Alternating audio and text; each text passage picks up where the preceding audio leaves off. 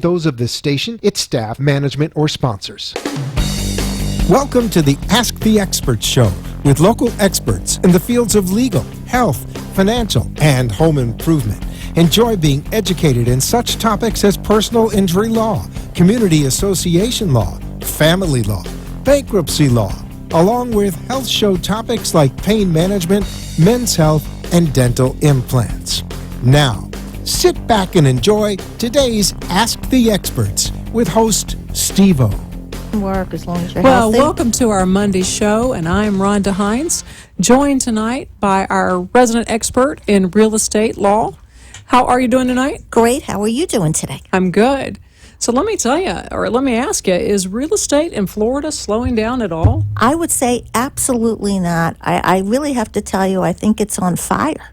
It's still exploding? It's I'm super busy, but I'm just one attorney. But all the realtors who I talk to, who really have a greater, finger on the market, feeling the pulse, and the stuff is selling as fast as it can go on for the most part. Is that just in Boca?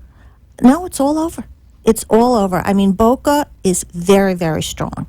Boca, Delray, Boynton Beach, very, very strong. Let me ask you about Delray. Is Delray a hot spot only in certain areas? Because you got areas where the school district's not so great. Well, not everybody is buying a property concerned about the school district. But you want resale, so wouldn't you be concerned? Not necessarily. Okay. It really depends. And for example, somebody who's buying in a high-rise building, for example, oceanfront in Delray, not particularly concerned about the school district. Okay? The ocean view, of course, would be a concern. That, you know what I mean? Who is looking for that property typically would not be a family, would not be somebody with children for the most part. So that would not be their major concern. The single family home market, particularly communities that are very family oriented, of course the schools come into play, and they're going to be very important to those buyers. But different kinds of housing, the school district is not that relevant to those buyers. And it doesn't really impact their purchase price because that's not their resale market. Yeah. Not people who are, the next person in the high rise is going to be somebody like the one who sold. Right. Makes sense. Yeah. So it really is, you have to look at all the little sub-markets to kind of dig deep into that. But I think it's very, very busy. I think it's a lot of things, a lot of factors. We still have incredibly low mortgage rates. In fact, they've gone down again. Mm-hmm. So, in the view of many people, money is just cheap money, to be borrowed. Yeah. We're still seeing tremendous amount of influx of people from the high tax, northeast states. Coming down looking for some reprieve. Coming down because, if they do the numbers, especially for high earners, there's a tremendous tax saving to, not having to pay state income tax. And then in New York, they were losing that tax break they were getting before, and I think that people started coming down here and making this as permanent residence. Well, as I said, there's a lot of factors. Yeah. But, there were a couple of articles recently calculating to the minute how much net worth New York and New Jersey were losing by the minute to people who were coming to Florida to become permanent residents. They also track it by the moving van companies. They Smart. keep records on, where are people moving from. And they tell you that most of them are coming to Florida. And the weather's bad there anyway, so it's an extra bonus to Exactly. come here with the tax break. That's always a plus. But I do think it's a very busy time in the market here locally, in Palm Beach County, is very, very strong. And as I said, I've seen it myself. Yeah. I've seen it reporting, talking to a lot of realtors. Yeah. They are busy. And, I don't know when anything begins or ends, but right now we are in a very strong cycle. I know in 2011, 2012, I remember talking to some real estate agents, and they said there was a lot of foreign investment in Florida. Is that still the norm? Yes. I mean, again, and it's different areas, attract more foreign investment. In my experience, I see a lot of my foreign clients who are purchasing here typically purchase condos. They're not usually looking for single-family homes, so they're typically condo buyers. Are they just looking for like a second property to vacation? Sometimes it is. Sometimes it's just basically a place to, put an investment. Yeah. where they may not use it very much at all. Some of Yeah. them put it right into a rental pool, try to get a tenant in right away. I think what is a major thing that's going on now, and I'm seeing it in my own neighborhood, is the growth, and for better or for worse, the growth of the Airbnb culture. Oh, yeah, Okay. that is huge. This is huge. This is getting bigger every day. And what is happening is if you live in a community that is not a gated community, not a country club community, kind of an old school neighborhood, Yeah. and particularly if you're close to the beach, be it on the East Coast or the West Coast, your neighborhood is a prime target for purchase by Airbnb investors. And for better or for worse, it is really changing neighborhoods throughout South Florida.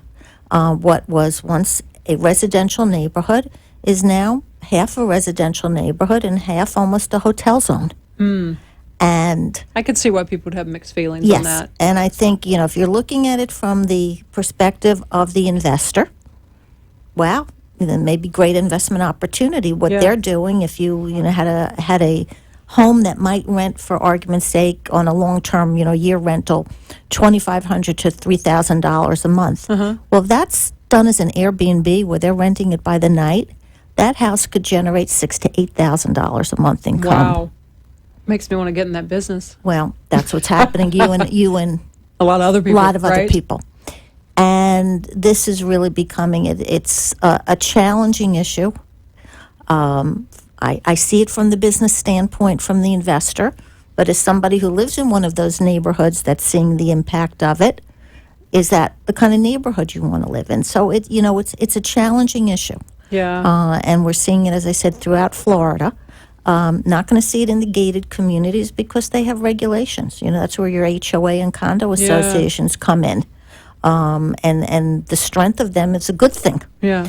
And these Airbnbs are actually cheaper than some of the hotels, right? With Well, the comfort. certainly if you're going to load up with a big group, It's a good deal. it's a good deal. It's a good deal. I was recently in a hotel this weekend, and I checked in late on Friday, and then I had to be out by 10 a.m. I'm like, Right. geez, I didn't even get a full 2 nights. Right. I'm like, probably wouldn't have happened. Somebody said you should have Airbnb'd. I'm Yeah, like, well, I that's didn't it. think And about or that. if you're going on vacation and you're going with the parents, the grandparents, the kids, this you was need just- 5. But I'm just saying, Yeah. you need 4 hotel rooms, rent a house. Makes sense. And you have your And- privacy in the Exactly, kitchen. And, exactly. So it's I think it's explosive growth in Yeah. that industry. And I think it's going to be, I see it, as I said, it has changed where I live, and Yeah. it's going to be impacting a lot of areas. Yeah, it's a good tip. Yeah. So, let me ask, I know you're a real estate attorney. When is it that someone needs to use you? I'm glad you asked that, and Steve has always asked me that question, and because so many, particularly in residential purchases, Yeah. clients will say, I was told in Florida you don't need an attorney, or my realtor told me I don't need an attorney, or the my other friend buyer told me I don't need- need an attorney. And I always say, well, if you're coming, would you have done a closing without an attorney in New Jersey, New York, Pennsylvania? Of course not. Well, it's really no different here, but I think it's hard for people to get their head around the concept. So Yeah. I thought what would be a good thing is to tell a real true story of something that just happened to one of my clients, and it's one of the better explanations I can give of why you need to hire your own attorney. Okay. Yeah. In Palm Beach County, like a lot of other counties in the state, the seller selects the title and closing agent. The seller will select the title company and pays for the new owner's title premium, their policy. The buyer says, why do I need to hire an attorney? Here's a perfect example. My client who had hired me was in that position. Seller was, selecting the title company, paying for her new policy. She was buying a home up in Orlando. And what the seller's attorney, title company, would have done, the plan was, they would just, send with a courier all the documents that needed to be signed, and they'd send a mobile notary, and my client would sign it, wire in her $300,000, and there you go. Sounds easy. Sounds so easy, okay? Except that when I got the documents and I reviewed them, they had the wrong parties on the documents, okay? They had the wrong seller. The name of the seller was not the seller who actually owned the property. This title company, for whatever reason, had not updated their search, didn't know what they were looking at. I still don't really have an explanation. Yeah. But the bottom line is, if John Smith owned the property, they had William Smith as the owner of the property. Okay. So had I not been there to review the documents, raise my hand and say, whoa, did you not really search the title, which I Yeah. then had to do and send them all the deeds of record, my client would have signed the documents, received a deed from somebody who didn't owe the property, had wired off her money. I don't know what would have happened. I don't know. It could have been a hoax, disaster. Who knows? Okay? But that was with an attorney title company handling the transactions, selected by the seller, sent everything. We'll send the notary, you sign it, wire the money in. And we could have ended up in a lawsuit that could have gone on for years. And my client's $300,000. Where was that? And if I was not there to have reviewed it and said there's something wrong, I looked at the title, that's not who owned the property. Yeah. How would my client have known? And the So you answer just is, happen to also do a title search just to double check their always work? yes, I do. I check. I go into the public records and I check the title. Yeah. Even though I know there's another title, I still go and I check. Because there's human error too. Anyone can make a mistake, and that's how I presented it. I said, listen, anyone can make a mistake, but you have the wrong people on the deed. Yeah. And, oh my goodness, we do. Well, guess what? If I hadn't raised my hand, if I hadn't looked, this could have been a disaster. So there's a perfect example of why you need your own attorney, somebody who's looking out just for you. It's such a modest cost. Because a real estate agent isn't going to catch that. No, and they're not supposed to. They're not trained That's to not do their that. job. Okay, that's not their job. And you're spending so much money to buy real estate. Okay, this could be the single most, largest purchase in your lifetime. Yeah. Spend a little bit more and be protected. Here's another example of something, recently with a client. I had a client purchasing a property. This is a couple that is not married. And they had a very specific arrangement about how they wanted to own title and percentage ownerships. It wasn't going to Of be the property together? It wasn't yes, it going wasn't to going be to be 50-50? 50-50. Oh, was never going heard to of be this. a little Okay. okay. Well, there is a way you can do that, but you need to know how to do it. There's a very specific way to own property where you're going to allocate disproportionate interests. Okay. Well, the title company said, well, you better have your attorney tell us how you want to do Wise that. advice. Exactly. And again, that's why you need your own counsel. Yeah. Okay, It can there- be complicated. There can be And it's a complicated. large purchase. And that's A home is a large purchase. So, be protected. Have some, and again, we're talking about things that were happening at the closing end of the process. Yeah. Your attorney should be involved from the very beginning to review your contract from the beginning to make sure that it properly protects you, whether you're buyer or seller. There are still concerns. Do you also review the HOA documents Yes, that they I do. sign? Yes, I do. To Yeah. make sure it's particularly if you know that you're dealing with, let's say, clients who have kids and they're moving into a community that maybe is not as. Well, you happen to know that. Here's an you know? example from yesterday. Okay, It's just as recent as happened yesterday. I have a client. It's actually an estate. It's one of my clients. It's his mom's condo. She passed away recently, selling it, and it's being sold. Who shows up to buy it? A company that's going to, renovate it and flip it. A flipper, and they want to buy it as an LLC in an entity. Okay. Well, it's in a 55 and older community. And this particular community, the rules are, even if you're buying it as an entity, at least one of the principals of that company better be 55 or over. Oh, so even if they're not going to live there. Even they weren't going to live there, even they're just going to purchase it, renovate it, flip it, they still required in that community, no, one of you better be 55 or older to satisfy our Wow. requirements. So before we could even go under contract, we sent the buyer a copy of the rules and said, "Is one of you 55 or older, and are you going to go to the interview that the association requires to fit in the box of those rules?" And fortunately, in the situation, they said, "Yes, we are, we'll do what is required." Yeah. But if they were not, that would be a sale that we'd have to say no to. Yeah. Or worse, you could get down the road under contract with somebody and they go to the association with their application and it's rejected. So they've already put their money down. That's right. We'd have to give their money back, but we've lost time on the market when we do something like that. Yeah, just your own personal time period. Exactly. So, yes, you have to read those rules because they do have restrictions on use.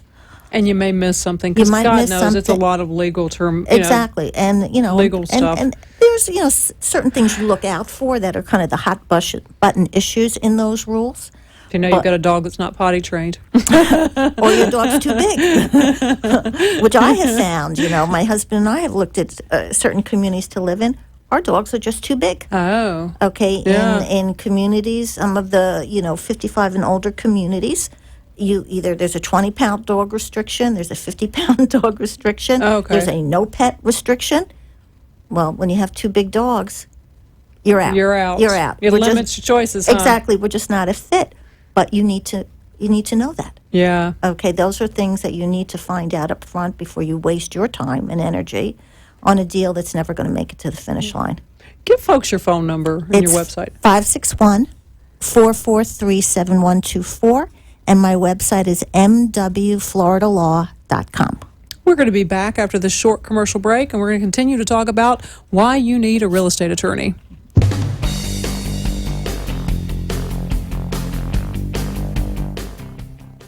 The law firm of Marlin J. Wiener, PA, is a small, focused South Florida law firm delivering high-quality legal services in a personal way. Her firm concentrates on real estate law, business transaction, and acting as a title and closing agent.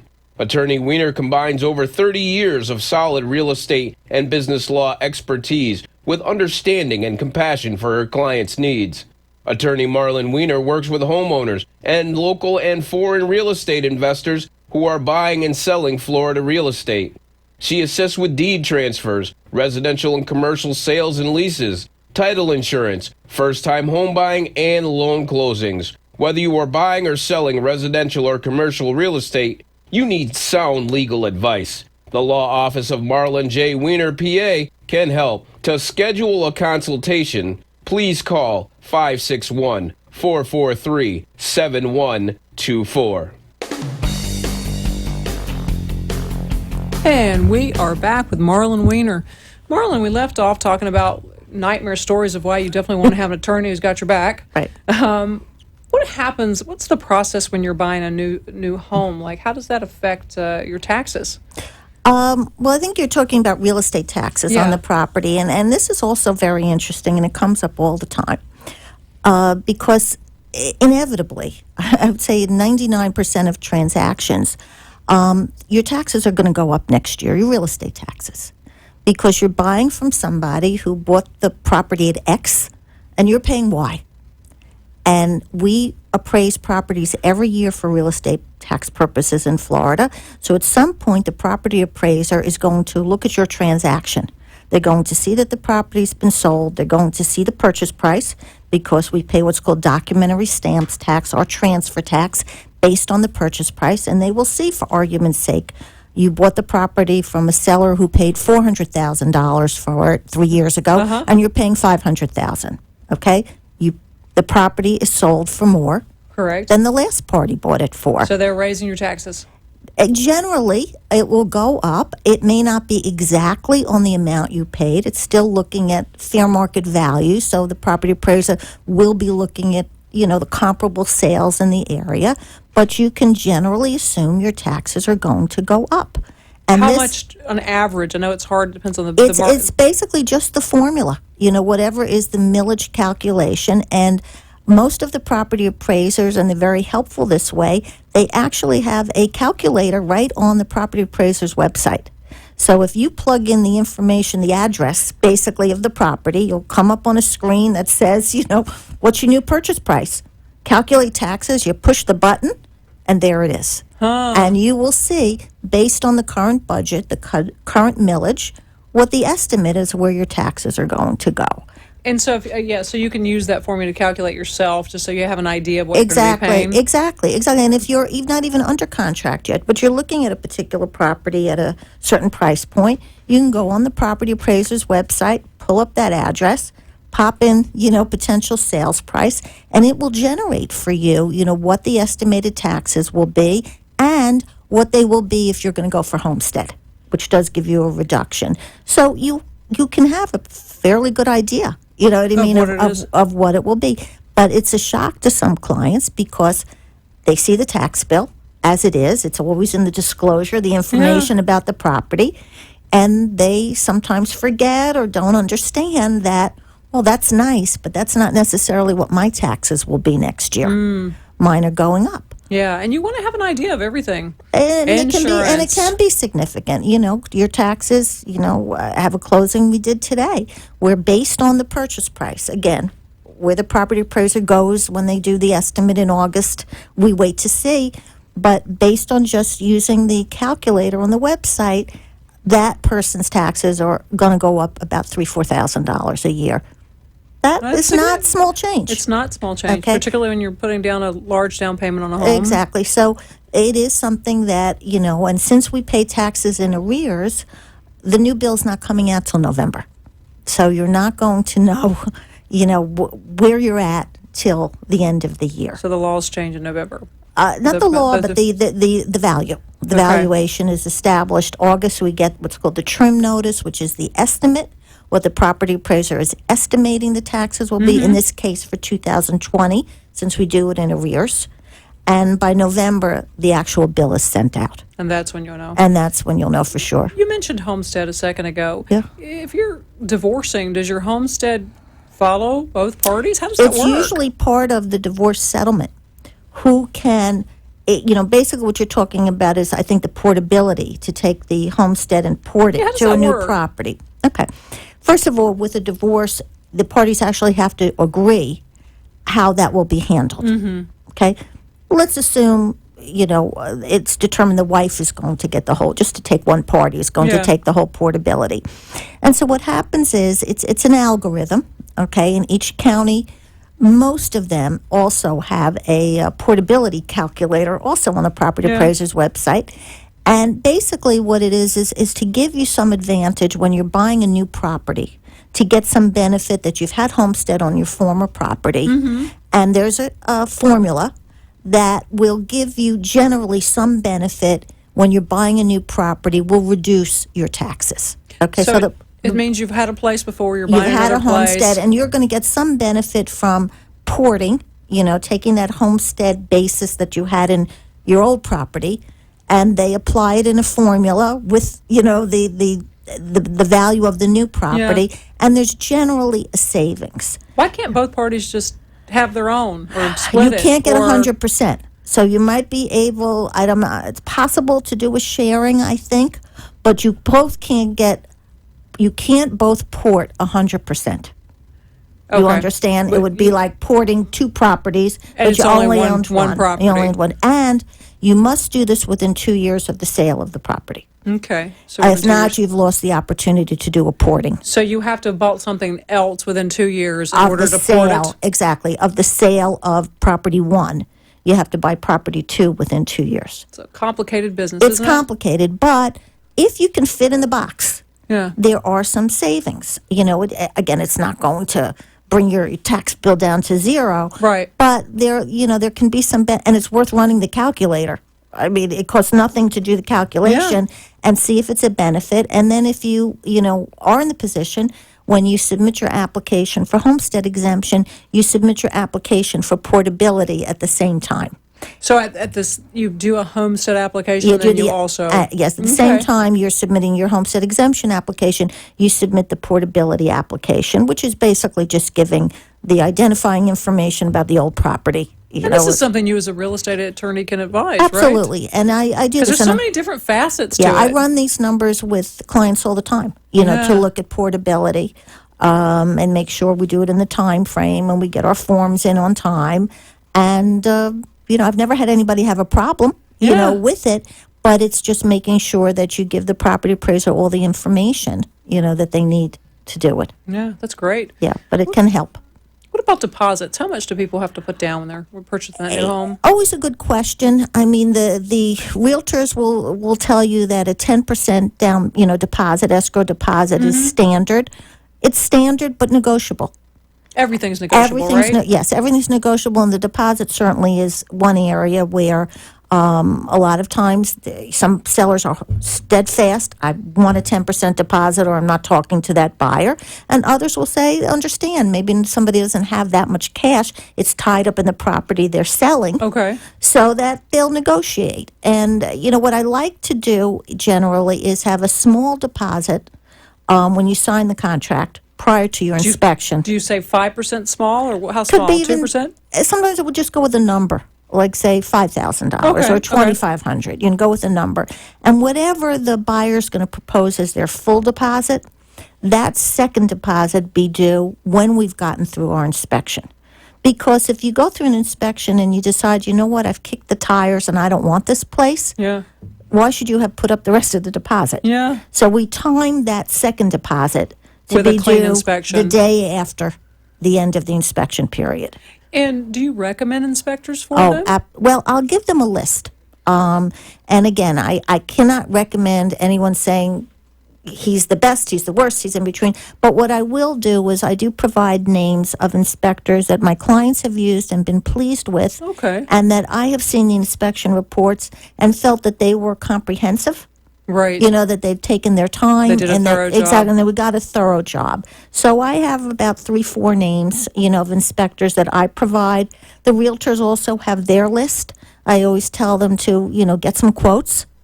What's a reasonable price for an inspection? It varies because there are some additional components. Typically I'm telling people to get also a 4-point and a wind inspection because they're going to need that for their insurance.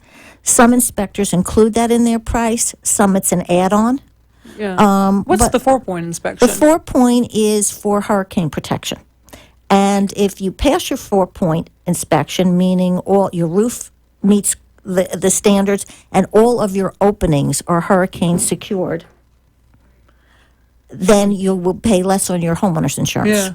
Well, we've enjoyed having you tonight. Thanks for sharing with us, and give folks your phone number one last time. Again, it's 561-443-7124, and my website is mwfloridalaw.com.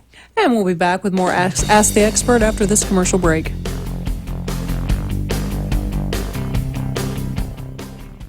The law firm of Marlin J. Weiner, PA, is a small, focused South Florida law firm delivering high-quality legal services in a personal way. Her firm concentrates on real estate law, business transaction, and acting as a title and closing agent. Attorney Weiner combines over 30 years of solid real estate and business law expertise with understanding and compassion for her clients' needs.